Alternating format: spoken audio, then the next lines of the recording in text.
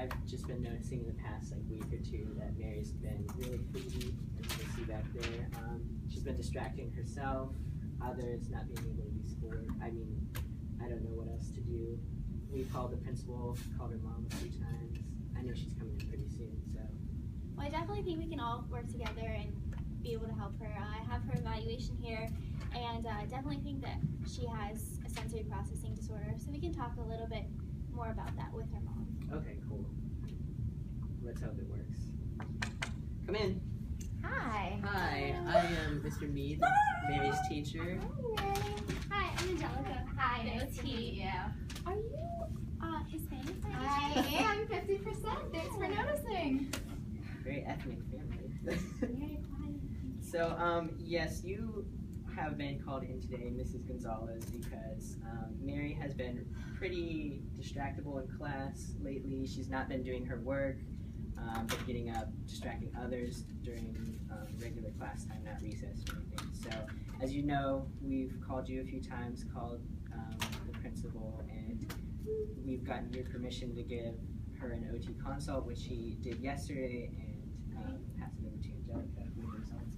Mary, get back to your seat. Yeah, I have her evaluation report here, and it seems from what I was seeing yesterday when I did the evaluation that she has a sensory processing disorder along with the ADHD that has been diagnosed. Oh, really?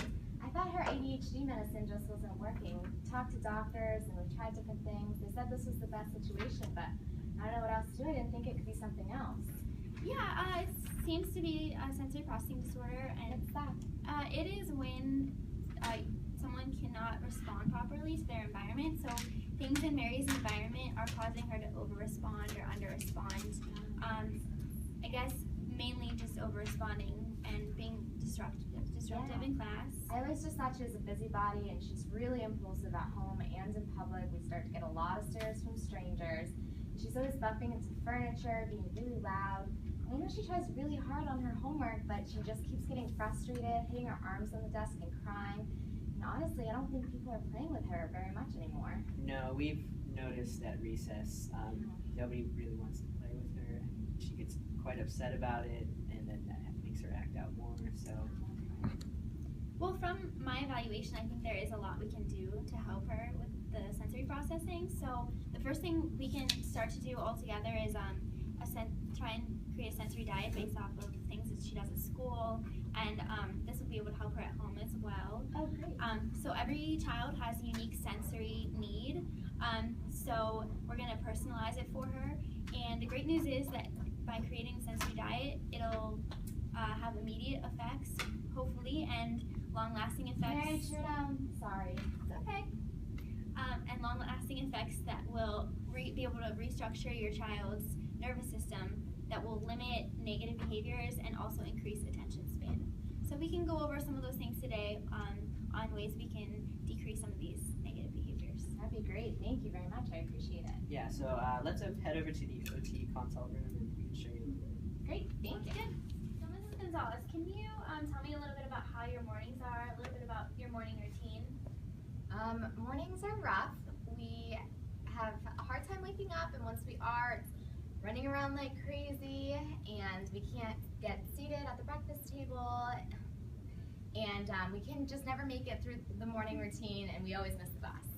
All right, well, I have a couple of tips that we can incorporate into her sensory diet.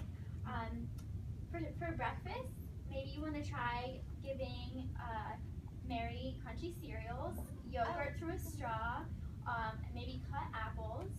You can also use this weighted blanket for her during breakfast. Okay. And she should probably avoid sugar. Mary, So thank yeah. you. That's probably a bad idea. Thank you. And after breakfast, Mary will get ready for school by brushing her teeth, dressing, and preparing her lunch with you. That might be a good role to give her. Yeah, I usually am the one to pack it because we're always running late. Yeah, I think it'd be really good for her to try and help you with different things like making lunch and getting ready. She could help unload the dishwasher, give her some different roles in the house just to keep her active and give her the movement that she craves. Yeah, okay. So another thing to do is do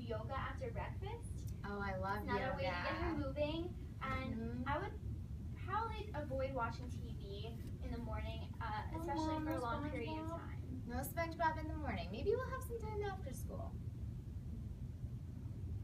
So, do you have any like tips or suggestions that Mary could do like right when she gets into class, or things that she can use in the classroom throughout the day? Because we have noticed her grades have been declining, and we really don't want her to like, be held back a year or anything. Yeah, there's a lot of different things that she can do. The first thing is you can assign different roles to her. One would be passing out papers at the beginning of class. She can pick a buddy from class and go around the classroom passing out papers, which will help with her hand movement, and it can promote socialization with other students in the class. I know you mentioned she's having some problems with that. Another thing you could do is before she starts work and sits down, you can have her do jumping jacks. So Mary, why don't you get up real quick? 8, 4, 5, 6, 7, 8, 9, 10. Good job, All right, Mary. good job. High five, Mary. Alright, now you can sit down, and that can help give her the energy boost, and so she'll be a little more calm when she sits down to do work. So, how many times a day should she do this?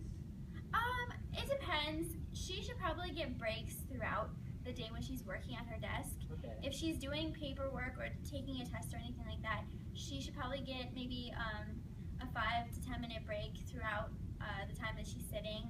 They could be breaks to go to the bathroom, to get water, to help you with other things in the class, to pass out papers, anything to get her moving a little bit more, just so she can stay focused while she's sitting. You might help Yeah. paper passer outer. Would you like to I help? like that. Would you like to help me in the morning? Yeah, that I would like be a that. good Thank you, job for Professor her. Lee. Yeah, love to do that. Professor. All right, and here's another couple things that we can use. We can also use this wiggle seat with her. All right, Mary, you want to stand up for me? No eating. All right, we'll put it on your seat, and you can sit down, and that'll help her just be able to move in her seat a little bit, so she can get that rocking back and forth in the movement without getting up. Oh, she tips the chair a lot, and we're concerned she's Is that a gonna lot tip better? over. Yeah, we do not want that. Oh, good. All right, and another thing we can use is a weighted beanbag for her lap. There's a snake. Look at Mary. And a little fidget toy that she can use.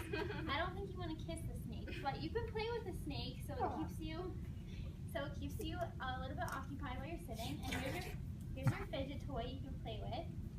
So these are all things that you can do while she's sitting, so that she's not up and about disrupting the classroom. She can just do these things at her seat. Awesome. Keep her little. So, the cafeteria ladies also have been saying that Mary has been pretty wild during lunchtime. So, is there anything that she can do, any foods that she can eat that can maybe calm her down? Yeah, related to her sensory diet, there's a lot of things that we can incorporate in meal times. You can do this at home as well. You want to experiment with different textures and consistencies of food. You could try like warmer foods versus cold foods, sweet, savory, salty, different flavors, different textures as well. I also put here, crunchy, like I said, the cereal, smooth, peanut butter, that kind of stuff. We already know sugar's a little too much for her. Yeah, we want to avoid the sugar, but some examples of different foods that maybe you could try at home that will give her that input would be tacos, chicken, stir fry, raw vegetables, raw fruits, milk, water. You can also try smoothies. Ew! Mary, have you ever had a smoothie before? Looks like poop. We Well, can it's do a really banana. good. Okay, yeah, and We'll we do a also banana have bananas, which smoothie. is like a raw food Oh, there you go. that you can have. During meal times, if she gets a little bit more hyperactive, you can try giving her a weighted vest. Here, Mary, you want to Oh, put this that'll on? be nice because we want her friends to be able to sit with her without asking too many questions Well, about what It she's looks wearing. fashionable, so if people ask, you can just tell them Very that it's your nice. new Thank you. denim jacket, and this provides Yeah. just deep pressure to her muscles, so that she's a little more calm during meal times. Oh, good. You can So, yeah, we were also wondering, like, how we could deal with Mary at recess, because she's been active in her play, but she hasn't been interacting with her peers well, and she also hasn't been using some of the equipment properly, and we don't want her to get hurt or anybody else to get hurt, and we don't want to take recess away because that's what she likes to do most of the time. So, viewers. So some of the teachers and I, we are also wondering if there's anything we could do with Mary here during recess, because she's been pretty active, but like I said earlier, she doesn't get along with her peers too well. They don't want to play with her, and also she hasn't been using some of the equipment very properly, and we don't want her to get hurt. We don't want others to get hurt. So do you suggest anything for that? Definitely. I think there's a lot of things we can do during recess to help her. First off, you want to make sure that she's safe. I don't know if this is the safest thing for her to be doing, but you want to be using equipment. You want to be using equipment that's safe and available. Some things that might be good for her to provide input to her muscles would be jump rope, monkey bars, jumping on maybe something similar to this trampoline, but maybe a little safer, or have someone standing next to her. Okay. So that would be good for providing input. Okay. Also, she could use the swings outside to push others, and also someone else could push her. This could promote socialization, and it could also help her get the input that she needs. You could provide a system for her to either get positive or negative reinforcement. Oh, okay. You could use like a sticker system or stickers, point you could system. use points. If she does the things that are good for her and does them well and safely, maybe you could have her be line leader on the way to recess certain days. When she doesn't do things that she's supposed to be doing, instead of like being harsh with her and yelling, just maybe take those privileges away. Don't let her be line leader, don't give her stickers. Okay. But I think that giving her that kind of structure will be beneficial for her.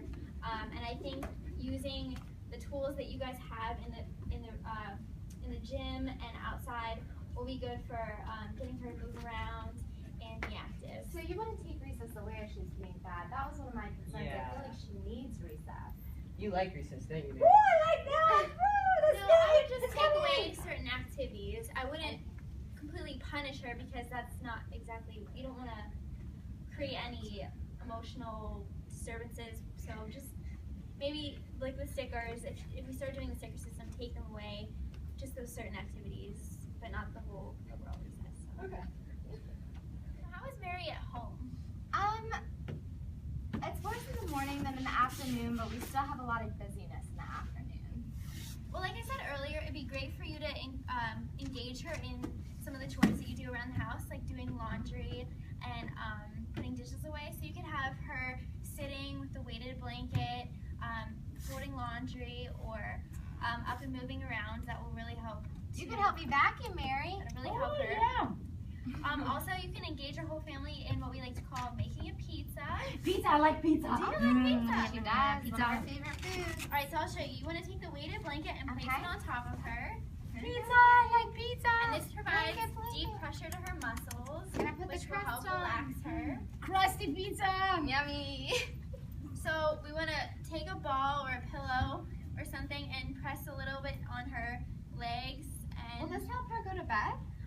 it could. If she really likes it, then this might be something you want to do I before like bed. it. Oh, If that it could help me out a relaxes lot. her. Does that feel good, Mary? Yeah, feels good. All right, and then if you want to get her to be a little bit more active and do something moving around, another thing would be to involve her in team sports. That's a great way to promote socialization with other kids. She can meet some new friends and get the energy out during the day. So Mary, would you like to play a sport? Yeah, Mom, can I do gymnastics? Oh. Would gymnastics be okay? I think so. That would be a fun one. We'll have to try that. Yes, Mom. Thank you. So we just wanted to thank you, Angelica. I hope all the strategies that you showed us, her Mary sensory diet, will help with her processing and help her concentrate in class and stuff. Yes, thank you. I hope that home will be a little bit easier for us too. I think it should be. I think it's important for you guys to keep everything in mind that I told you today. Experiment, see what she likes and doesn't like, and just see how it works. And if you need anything else, just don't hesitate.